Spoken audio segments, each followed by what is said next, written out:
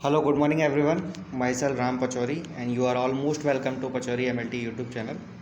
आज हमारे को कार्बोहाइड्रेट मेटाबॉलिज्म के अंदर ग्लाइकोलाइसिस के बारे में पढ़ना है। ठीक है, जब भी आप कार्बोहाइड्रेट मेटाबॉलिज्म के बारे में पढ़ते हैं तो सबसे पहले आपको जो है ग्लाइकोलाइसिस का नीड रहता है पढ़ने के लिए। तो सबसे पहले हम उसी को देख लेते हैं कि ग्लाइकोलाइसिस बेसिकली क्या होता है। ठीक है, देखिए ग्लाइकोलाइसिस बेसिकली क्या है कि आपका ये दो वर्ड से मिलकर के बनाया, जैसा कि लिखा है इसमें कि glycolysis is derived from the Greek word glycose means sweet और sugar and lysis with dissolution. ठीक है, यानी कि आपका जो ग्लूकोज है या जो शुगर है, उस ग्लूकोज एक टाइप का शुगर होता है, तो बेसिकली उसके ब्रेकडाउन को हम क्या कहते हैं, ग्लाइकोलाइसिस कहते हैं। It is the universal pathway in living cell,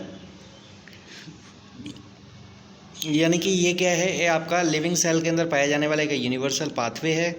और ये जो है आपका the complete pathway of the glycolysis was elucidated in 1940, यानी 1940 के अंदर इसको जो है ग्लाइकोलाइसिस के पाथवे को क्या किया गया था, देखा गया था। इसको जो है अब पाथवे को एम्बेडेड मेयर ऑफ पाथवे के नाम से भी जानते हैं। ठीक है, जो कि इनके दो बायोकेमिस्ट हैं जिनके नाम पर ये दिया गया था। ठीक है, who made a major contribution in the knowledge of glycolysis, यानी ग्लाइकोलाइसिस को बताने के लिए जो है इनका एक इम्पॉर्टेंट रोल है। ठीक है, glycolysis is defined as the sequence of reaction converting glucose to pyruvate और lactate with the production of ATP, यानी कि ग्लाइकोलाइसिस को अपन डिफाइन कर सकते हैं एक सीक्वेंस ऑफ रिएक्शन के अंदर, जो कि क्या है, ग्लूकोज का जब कन्वर्जन होगा तो उसके द्वारा पायरुवेट या लैक्टेट का फॉर्मेशन होता है, साथ ही साथ जो है एटीपी भी बन जाते हैं। ठीक है, ये चीज़ है जो आपको ध्यान रखनी है। अब इसके बाद बात करें इसके कुछ एक फीचर्स के बारे में, तो जनरली देखिए क्या है कि ग्लाइकोलाइसिस जो है वो जनरली क्या है, आपके सभी सेल्स में पाया जाता है बॉडी के, और ये जो पाथवे है मेनली आपके साइटोसोमल फ्रैक्शन यानी साइटोसोम के अंदर चलता है। ग्लाइकोलाइसिस अगर in the absence of oxygen और प्रेजेंस ऑफ ऑक्सीजन, यानी कि जो ग्लाइकोलाइसिस है वो दो तरीके से चल सकता है, एक तो ऑक्सीजन की प्रेजेंस में और एक ऑक्सीजन की एब्सेंस में। तो जो ऑक्सीजन की प्रेजेंस में चलेगा उसको तो आप एरोबिक रेस्पिरेशन कहेंगे, और अगर ऑक्सीजन के एब्सेंस में चल रहा है तो उसे आप एनारोबिक रेस्पिरेशन के नाम से जानते हैं। Lactate is the end product under the anaerobic condition. अगर एनारोबिक कंडीशन होगी तो उसमें लैक्टेट का फॉर्मेशन होगा, अदरवाइज हम कहेंगे कि पायरुवेट जो है वो जनरली एरोबिक कंडीशन में बनता है, जो कि ऑक्सीडाइज होकर के क्या करता है, CO2 और H2O के प्रोडक्शन कर देता है। ठीक है, जो कि क्रैब साइकिल में बेसिकली जाएगा।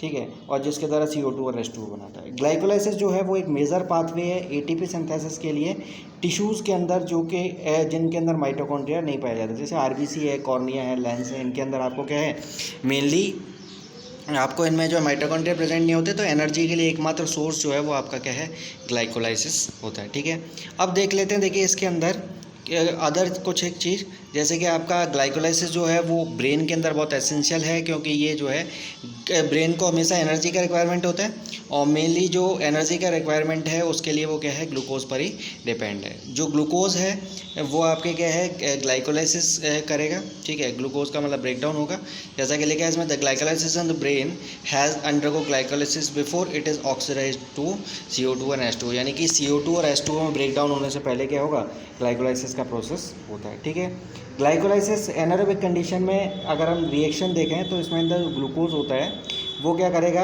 2 ADP और इनऑर्गेनिक फॉस्फेट से 2 ATP का प्रोडक्शन करता है, और ग्लूकोज जो है वो लैक्टेट में कन्वर्ट हो जाता है। ये आपका एनारोबिक कंडीशन में। नॉर्मल जो होती हैं उनके अंदर हमारे क्या है, आपके जो ATP बनेंगे वो एरोबिक कंडीशन में ऑक्सीजन की प्रेजेंस में होता है, बट एनारोबिक कंडीशन में लैक्टेट का फॉर्मेशन ये कर देता है। ठीक है, glycolysis is a central metabolic pathway of many of the intermediate providing branch point two the other pathway, यानी कि ग्लाइकोलाइसिस जो है वो एक सेंट्रल मेटाबॉलिक पाथवे है जिसके अंदर कई सारे इंटरमीडिएट बनते हैं जो कि अदर पाथवेज को कनेक्ट करने का काम करते हैं। ठीक है, the intermediate of the glycolysis are useful for the synthesis of amino acid and fat, यानी कि जो आपका इंटरमीडिएट ग्लाइकोलाइसिस के हैं वो आपके अमाइनो एसिड और फैट के प्रोडक्शन में हेल्प करेंगे। ठीक है, the reversal of glycolysis along with the alternate arrangement at the irreversible step will result in the synthesis of glucose, यानी कि ये क्या है, ग्लूकोज के फॉर्मेशन किसी नॉन कार्बोहाइड्रेट कंपाउंड से अगर जो है आपका ग्लूकोज बन रहा है तो वो चीज़ आपको ये इंडिकेट कर रहा है। ठीक है,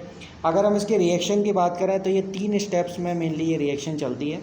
ग्लाइकोलाइसिस की, जिसमें क्या होगा कि सबसे सीक्वेंस ऑफ रिएक्शन में सबसे पहले एनर्जी इन्वेस्टमेंट फेज़ होती है, जिसके अंदर एटीपी कंज्यूम करना होता है। देखिए कहीं भी जैसे कोई बिजनेस स्टार्ट करते हैं तो हमारे को पहले पैसा लगाना होता है, ठीक है, ऐसे ही यहाँ पर हमारे को क्या करना है कि एनर्जी इन्वेस्टमेंट फेज़ में एटीपी जो है वो हमारे को लगाने पड़ते हैं, देन इसके बाद हमारे को एटीपी मिलते हैं, ठीक है। देन इसके बाद सेकंड आपकी आती है स्प्लिटिंग फेज़ और तीसरी आती है एनर्जी जनरेशन फेज़, जिसमें स्प्लिटिंग फेज़ में क्या होगा कि ये जो है कंपाउंड्स ब्रेक डाउन होगा और देन उसके बाद आपके एनर्जी जनरेशन फेज़ में एटीपी का प्रोडक्शन होता है, ठीक है। तो इस रिएक्शन को हम डायरेक्टली जो चार्ट है उसके जरिए देख लेते हैं तो हमारे को ये समझ में आ जाएगा। देखिए इसके अंदर सबसे पहले आपको ग्लूकोज का मॉलिक्यूल दिखा रखा है। ये ग्लूकोज के मॉलिक्यूल में सबसे पहले एक एटीपी लगता है और ये ग्लूकोज 6 फॉस्फेट में कन्वर्ट हो जाता है। जैसा कि दिख रहा है इसमें एंजाइम जो है वो हेक्सोकाइनेज या ग्लूकोकाइनेज यूज़ होता है। देन इसके बाद ये ग्लूकोज 6 फॉस्फेट आपके फ्रक्टोज 6 फॉस्फेट में कन्वर्ट हो जाएगा। जैसा कि दिख रहा है कि फॉस्फो हेक्सो आइसोमरेज एंजाइम की प्रेजेंस में ये फ्रक्टोज 6 फॉस्फेट में कन्वर्ट हो जाता है। देन इसके बाद इसमें एक फॉस्फेट ग्रुप और ऐड होता है, तो ये जो है क्या करेगा, फ्रक्टोज 6 फॉस्फेट से फ्रक्टोज 1,6 बिस फॉस्फेट का फॉर्मेशन कर देता है, जिसके अंदर एंजाइम जो है वो आपका क्या है, फॉस्फोफ्रक्टोकाइनेज। यानी कि इन दो स्टेप्स के अंदर हमारे को एटीपी जो है वो खर्च करना पड़ता है। पहला तो आपका ऊपर वाला जो स्टेप देखा अपन ने, जब ग्लूकोज से ग्लूकोज 6 फॉस्फेट बना जब, और दूसरा जो है आपका फ्रक्टोज 6 फॉस्फेट से फ्रक्टोज 1,6 बिस फॉस्फेट जब बनेगा उस टाइम। तो दो जगह आपको जो है एटीपी यूज़ करने पड़ रहे हैं। देन इसके बाद आप जो है इसमें देखेंगे कि ये जो है फ्रक्टोज 1,6 बिस फॉस्फेट जो बन चुका है वो आगे चल करके ब्रेक डाउन होता है दो मॉलिक्यूल्स के अंदर, जिनमें से एक तो बनता है आपका डाईहाइड्रोक्सी एसीटोन फॉस्फेट। ये देखिए इसमें जो है क्या होगा, एल्डोरेज एंजाइम की प्रेजेंस में ये दो में ब्रेक डाउन होगा, जिसमें एक तो DHAP बनेगा और एक बनेगा ग्लिसरॉल्डिहाइड 3 फॉस्फेट। तो अब इसके बाद जो रिएक्शन जो भी चलेगी वो आपके क्या होंगी, जस्ट डबल होंगी, ठीक है। मतलब जिनमें जो ATP बन रहा है तो वो 2 बार बनेगा, ठीक है। तो जैसे आपको दिख रहा है यहाँ पर ये आपस में इंटरचेंजेबल होते हैं, तो फॉस्फो ट्रायोज आइसोमरेज जो है वो आपके क्या है, आपस में इनको क्या है, इस एंजाइम के द्वारा आपस में इंटरचेंज कर सकते हैं। देन इसके बाद ग्लिसरॉल्डिहाइड 3 फॉस्फेट कन्वर्ट हो जाता है आपके 1,3 बिस फॉस्फोग्लिसरेट के अंदर। इसमें जो एंजाइम काम आएगा वो आपका है ग्लिसरॉल्डिहाइड 3 फॉस्फेट डिहाइड्रोजिनेज। देन इसके बाद अपन देखेंगे कि 1,3 बिस फॉस्फोग्लिसरेट कन्वर्ट हो जाता है 3 फॉस्फोग्लिसरेट में in the presence of enzyme phosphoglycerate kinase. और देन उसके बाद फॉस्फोग्लिसरेट म्यूटेज जो है वो 3 फॉस्फोग्लिसरेट को कन्वर्ट कर देता है 2 फॉस्फोग्लिसरेट के अंदर, ठीक है। और ये 2 फॉस्फोग्लिसरेट जो है वो आपके इनोलेज एंजाइम की प्रेजेंस में क्या करता है, आपके फॉस्फोइनॉल पायरुवेट बना लेता है, ठीक है। ये इनोलेज एंजाइम एक इम्पॉर्टेंट है क्योंकि ये बेसिकली जो फ्लोराइड वाइल के अंदर आप देखते हैं कि ग्लाइकोलाइसिस ग्लूकोज का वैल्यू चेंज नहीं होता है, वो इस एंजाइम की वजह से ही मेनली एक्चुअल में जो फ्लोराइड है वो इसको इनहिबिट कर देता है एंजाइम को, तो ग्लाइकोलाइसिस प्रोसेस जो है नहीं चल पाता। इंपॉर्टेंट क्वेश्चन है ये। देन इसके बाद आपका जो फॉस्फोइनॉल पायरुवेट है वो पायरुवेट काइनेज की प्रेजेंस में क्या करेगा, आपके ADP से ATP बनाएगा और ये क्या करेगा, इसको पायरुवेट में कन्वर्ट कर देगा। तो इसके अंदर हमें ध्यान रखना है कि कहाँ कहाँ पर ATP का प्रोडक्शन हो रहा है। जैसे एक 1,3 बिस फॉस्फोग्लिसरेट से जब 3 फॉस्फोग्लिसरेट बनेगा तो ATP बनेगा। इसके अलावा ये एक NADH प्लस H+ भी बनाता है जब ग्लिसरॉल्डिहाइड 3 फॉस्फेट 1,3 फॉस्फोग्लिसरेट में कन्वर्ट होगा, ठीक है। तो इस तरीके से ये आपके प्रोडक्शन होता है। इसमें अपन इसके बाद देखें कि आपका जो पायरुवेट है वो अल्टीमेटली इसके जो है कीटो और इनॉल ग्रुप आपस में एक्सचेंजेबल होते हैं, और अगर ये जो है आपके एनारोबिक कंडीशन का है तो वो लैक्टेट का फॉर्मेशन करवा देगा, ठीक है। ये जनरल चीज़ें हैं जो हमारे को इसमें ध्यान रखनी है, ठीक है।